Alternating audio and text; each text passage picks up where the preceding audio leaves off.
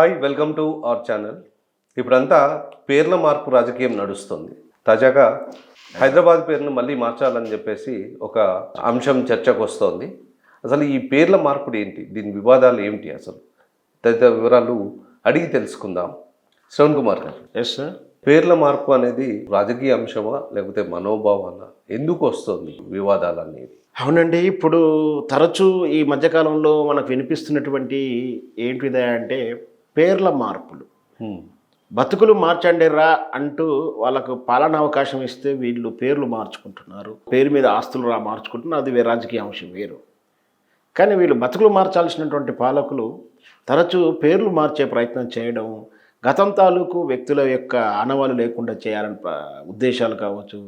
దీంట్లో ఈ పేరు మార్పులు మనోభావాల అంశమైనప్పటికీ రాజకీయ ప్రయోజనాలు ముడిపడి ఉన్నాయి. అంటే మనోభావాలు ఉన్నాయి, రాజకీయ అవసరాలు ప్రయోజనాలు ఉన్నాయి. అందువలనే వివాదం అవుతుంది. మనోభావాల విషయం అయితే దానికి ఏదో రకంగా పరిష్కారం దొరికేది.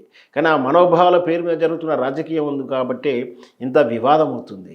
అసలు రాజకీయంగా ప్రయోజనం ఎదగడం కోసం, రాజకీయంగా ప్రజలకు మేలు చేసే ప్రజాసేవ చేసే మనుగడ సాగించాల్సినటువంటి రాజకీయ పార్టీకి అవి చేతకాక ఈ చౌకబారు రాజకీయాలను ఎప్పుడు ముందుకు తీసుకొస్తూ ఉంటుంది. ఈ చరిత్ర గమనంలో రాజరిక వ్యవస్థ ఉన్నప్పుడు రాజు గెలిచిన తర్వాత రాజు పాలసీని మాత్రమే అమలు చేసేవాళ్ళు. ఆ రాజు అవలంబించినటువంటి విధానాలనే ప్రజలు కూడా అవలంబించాలనో, లేదా రాజు అవలంబిస్తున్న విధానాన్నే ఫ్యాషన్గా ప్రజలు కూడా ఎండార్స్ చేసుకోవడమో చరిత్రలో తరచూ జరుగుతూనే ఉంది. జరిగింది కూడా. అది అంతా కూడా గతంలో ఈ ఒక దేశంలో కదా అంతటా జరిగింది. అది వాస్తవానికి ఏంటంటే మనం ఏమంటాం దాన్ని అంటే రాజు ఎట్లా వెళ్తే ప్రజలు అలా వెళ్తారన్నట్టుగా, యథాత్ రాజా తథా ప్రజగా అని అంటుంది. అలా వాళ్ళు రాజులు అవలంబించిన మత విశ్వాసాలు కానీ, సాంప్రదాయాలు కానీ, భాష కానీ ఏదైనా సరే రాజుకు నచ్చిన విధంగానూ ప్రజల్లో ఉండాలని ప్రజల విధానాన్ని ఆ రాజరిక వ్యవస్థలో ఉండే. కానీ ఈరోజు ప్రజాస్వామ్య వ్యవస్థ వచ్చింది. గడిచిపోయినటువంటి వందల సంవత్సరాల కింద జరిగినటువంటి వాటిని ఈరోజు మేము వచ్చి మార్చుకుంటాము మాకు అనుకూలంగా అంటే, నువ్వు ఈరోజు మారిస్తే రేపు ఇంకొకరు వచ్చి ఇంకొకరు మారుస్తారు. అప్పుడు వ్యవహారికంగా మారినటువంటి పేర్లు ఉన్నాయి, కొన్ని పిలుపు ద్వారా మారుతుంటాయి. ముంబాయి వాస్తవానికి బొంబాయి అని చానేళ్ళు మనం గుర్తున్నంత వరకు చదువుకున్నాం. దానికి వ్యవహారిక నామం ముంబాయి నుంచి వ్యవహారికంగా మాట్లాడుతూ బొంబాయిగా మార్పు చెందింది. దాంట్లో జరిగిన విషయం ఎటువంటి రాజకీయ కోణం ఏమి లేదు వాస్తవానికి. దాన్ని మార్చుకున్నారు, అదొక విధానం. కానీ ఇక్కడ ఉదాహరణకి ఇక్కడ కరీంనగర్ ఉంది, మొదటిది కరీంనగరం అని, ఇంకొకటి నిజామాబాద్ పేరు ఇందూరు అని, ఆదిలాబాద్ని ఎదులాబాద్ అని, ఇట్లా హైదరాబాద్ని భాగ్యనగర్ అని గతంలో అనుకున్నారని చెప్పేసి పిలిచేవారని. సరే, దాని తగ్గటువంటి చారిత్రక ఆధారాలు ఉన్నాయి, వాస్తవాలే అవన్నీ కూడా.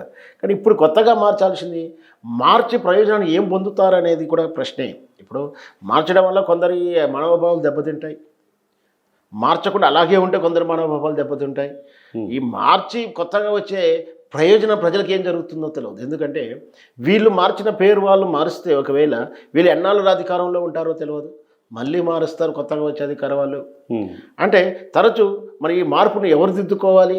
ఇప్పుడు మొన్నటిదాకా తెలంగాణలో ట్రాన్స్పోర్ట్ రిజిస్ట్రేషను అబ్రివేషన్ టీఎస్ అని ఉండేది. వాస్తవానికి మనం గతంలో కూడా చర్చించుకున్నాం. తెలంగాణ ఉద్యమ సమయంలో తెలంగాణ టీజీ ఉండాలి అనుకున్నారు. దానికి ప్రామాణికంగా ఏం లేదు. ఎలా ఉంచాలి, ఇట్లాగే అబ్రివేషన్ పెట్టాలనే ఏ ప్రామాణికం లేదు.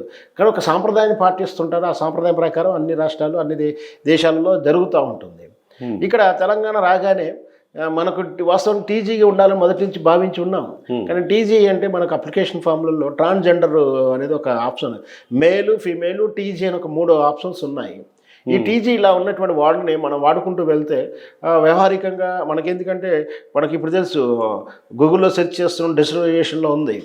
అలాంటప్పుడు అలా కాకుండా కొత్తగా టీఎస్ అని పెట్టుకుని నష్టమే ఉంది. తెలంగాణ స్టేటు, తమిళనాడు టీఎన్ అని పెట్టుకున్నాడు, దాంట్లోంచి తీసుకున్నాడు, కొత్తగా ఏం తీసుకోలేదు. వితండవాదం చేస్తున్నారు చాలామంది.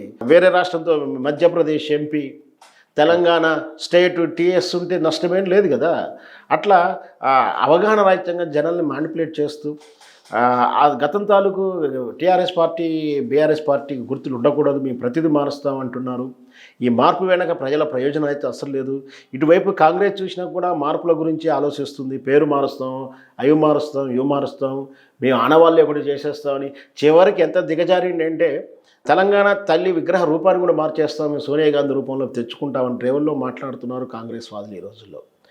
ఆ తెలంగాణ తల్లికి కిరీటాలు అవసరమా, వడ్డానాలు అవసరమా, నగలు అవసరమా అంటుండే. అంటే తెలంగాణ తల్లి బికారిగా ఉందనా వీళ్ళ ఉద్దేశం? వీళ్ళు బికారిగా ఉన్నారా? ఎవరైనా దైవస్వరూపాన్ని ఏ దేవతనైనా మనం కిరీటం పెట్టుకుని ఆ కంఠాభరణాలు వేసుకొని మనం దేవత విగ్రహాలని రూపొందించుకున్నాం. వాస్తవానికి దేవుడు ఎవరిని కూడా ఏ దేవతని దేవునిగా చూసిన వాళ్ళు ఎవరు లేరు. ఉన్నవాళ్ళు ఉండొచ్చు, దివ్య స్వరూపం మనం ఎలా చూసుకోవాలంటే అలా ఉంటుంది. కానీ పురాణ ప్రకారమో కవులు రచించినటువంటి కావ్య రూపంలోనో వివరించిన విధానం ప్రకారం దేవత ఎలా ఉంటుంది అంటే దేవత తృప్తిగా మనం చూసుకోవాలి, అనుగ్రహ రూపంలో చూసుకోవాలి అనుకుంటే దేవతలు కిరీటం పెట్టుకోవడం, వడ్డానం పెట్టుకోవడం, వాహనాలు కలిగి ఉండడం, పట్టు పీతాంబరాలు కట్టుకోవడం మనం చూసుకున్నాం. అట్లా మనకు వినసొంపుగానో కనుసొంపుగానో కనుల విందుగానో అనుగ్రహ రూపంలో దేవతను ఊహించుకుంటున్నాం. కాబట్టి తెలంగాణ తల్లి కూడా అంత గొప్ప స్థానాన్ని ఒక్కోటి దేవతల పక్కన పెట్టుకొని దేవత స్థానం ఇచ్చేసి తెలంగాణ తల్లిని చూసుకుంటూ స్వరూపాన్ని ఇచ్చుకొని కిరీటాన్ని ఇచ్చుకుంటే ఆ కిరీటం రాజరిక పోకడ అంటున్నాడు, దొరల పోకడ అంటున్నాడు. మరి ఆ దొరే ఏ ఉచ్చరించిన నోరు చెప్పినటువంటి ఆ దొర ఇంట్లోనే వడ్డానాలు పెట్టుకున్నారు, కిరీటాలు పెట్టుకుని ఫోటోలు బహిర్గతంగా చూపిస్తున్నారు. మరి ఆయన రాజరికం ధోరణి అవుతుందా?